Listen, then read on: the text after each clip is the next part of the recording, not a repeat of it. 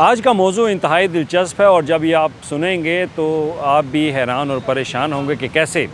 एक सरकारी अफसर के लिए GR1 में सरकारी घर अलॉट किया जाता है।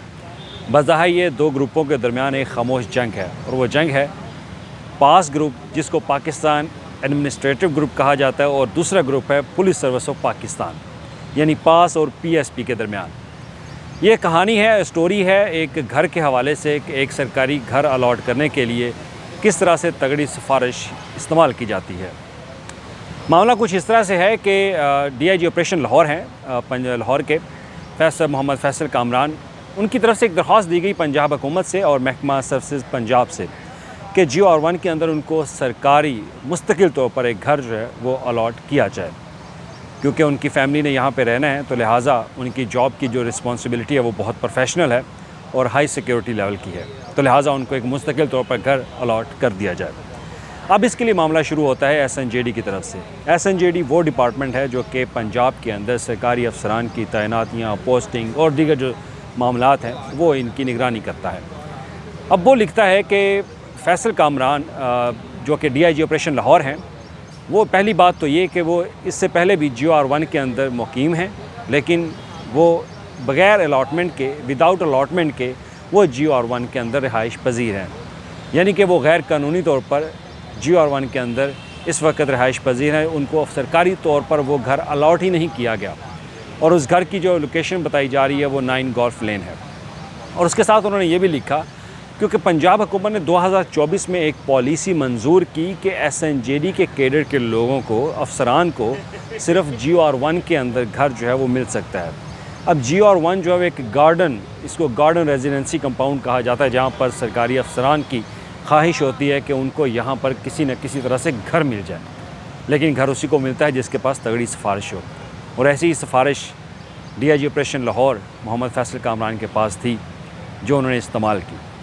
अब महकमा SNJD कहता है कि 2024 की पॉलिसी के मुताबिक DIG ऑपरेशन लाहौर जो है वो GR1 के अंदर सरकारी घर लेने के लिए उनका क्राइटेरिया नहीं है और वो नाअहल हैं इसके लिए।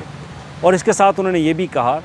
कि पंजाब हुकूमत की जो 2024 की पॉलिसी है उसकी शिक 3 के मुताबिक पंजाब के अंदर एक कोटा होता है 10% जो कि वज़ीर आला पंजाब के पास अख्तियारात होते हैं उसके, कि वज़ीर आला पंजाब अपना स्वाबदीदी अख्तियार इस्तेमाल करते हुए वो किसी को भी 10% में से घर जो है वो सरकारी घर वो GR1 के अंदर अलॉट कर सकती हैं, लेकिन उसके लिए भी DIG ऑपरेशन जो है वो अहल नहीं थे। ये बाकायदा तमाम तर जो तफसीलात हैं मैं आपको एक सरकारी दस्तावेज़ात के ऊपर जो लिखी गई हैं वो तफसीलात आपको बता रहा हूँ। और इसमें यह भी लिखा गया कि लिहाजा जो पॉलिसी है उसके मुताबिक और जो 10% हार्डशिप कोटा है उसके मुताबिक DIG ऑपरेशन फैसल कामरान को, मोहम्मद फैसल कामरान को ये घर कतन नहीं मिल सकता। खैर, ये मामला जाता है चीफ़ सेक्रेटरी के पास, फिर एडिशनल चीफ़ सेक्रेटरी के पास, और उसके बाद एडिशनल चीफ़ सेक्रेटरी लिखते हैं कि जो पॉलिसी है उस पॉलिसी के मुताबिक तो DIG ऑपरेशन लाहौर को ये घर मिल ही नहीं सकता। फिर बात जाती है चीफ़ सेक्रेटरी पंजाब के पास। चीफ़ सेक्रेटरी पंजाब ज़ाहिद अख्तर ज़मान वो असम्बली पर लिखते हैं कि बिल्कुल ये बात ठीक है कि 2024 की जो हुकूमती पॉलिसी है कि सिर्फ SNJD के कैडर के ऑफिसर जो हैं वही सिर्फ GR1 में घर ले सकते हैं, इसके अलावा कोई बंदा घर जो है वो नहीं ले सकता। तो लिहाजा उस पर साथ उन्होंने ये भी लिख दिया कि पंजाब कबीना अगर इसकी मंजूरी दे तो पॉलिसी में कुछ नरमी जो है वो अख्तियार करने के बाद DIG ऑपरेशन लाहौर को घर जो है वो दे दिया जाएगा और दिया जा सकता है।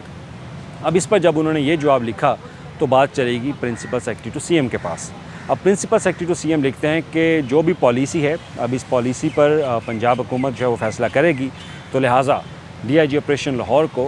गोल्फ लेन 12 का जो घर है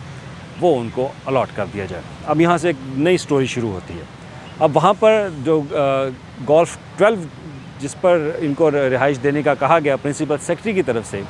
अब वो घर जो है वहाँ पर एक पहले से एक सरकारी ऑफिसर जो है वो रिहाइश पजीर है और उनका ताल्लुक़ है पास ग्रुप से, जो कि पाकिस्तान एडमिनिस्ट्रेटिव ग्रुप है, जिसको पाकिस्तान का सबसे ताकतवर ग्रुप कहा जाता है। उस ताकतवर ग्रुप का ऑफिसर ग्रेड 20 का ज़हीर हुसैन उनका नाम है, वो वहाँ पे रहाइश पजीर है। अब principal to secretary to CM लिखते हैं कि उनको इस घर से निकाल कर यहाँ पर DIG ऑपरेशन का घर जो है वो अलॉट कर दिया जाए। और साथ ये भी लिखा कि अगर DIG ऑपरेशन जो पहले से किसी घर में सरकारी रिहाइशगाह में जो उनके पास है GR1 के अंदर 9 गोल्फ, वो ज़हीर हुसैन जो कि ग्रेड 20 के पास के ऑफिसर हैं, उनको अलॉट कर दिया जाए। यहाँ तक बात ख़त्म होती है तो फिर मामला आगे चलता है। अब इस पर ये बात फिर जाती है SNJD के पास। अब SNJD और एडिशनल चीफ सेक्रेटरी लिखते हैं कि अगर ये मामला है तो फिर इसके लिए समरी जो है वो दोबारा इनिशिएट होगी और समरी दोबारा इनिशिएट करने के लिए जो है वो फ़ैसला किया जाए। अब इस पर मामला काफ़ी देर जो है वो रुका रहा, लेकिन फिर DIG ऑपरेशन फैसल कामरान तगड़ी सिफारिश इस्तेमाल करते हैं और फिर सिफारिश इस्तेमाल करने के बाद ऐवान वज़ीर आला से एक फ़ोन की घंटी बजती है एडिशनल चीफ सेक्रेटरी के ऑफ़िस में और एडिशनल सेक्रेटरी वेलफेयर के ऑफ़िस में। एडिशनल सेक्रेटरी वेलफेयर ऑफ़िस अपनी समरी में इस दस्तावेज़ात में लिखते हैं, कैप्टन रिटायर्ड समीउल्लाह वो लिखते हैं कि as per the direction of the CM office call, कि ऐवान वज़ीर आला पंजाब से मसूल होने वाली कॉल के मुताबिक ये समरी जो है वो दोबारा रीसबमिटेड की जाती है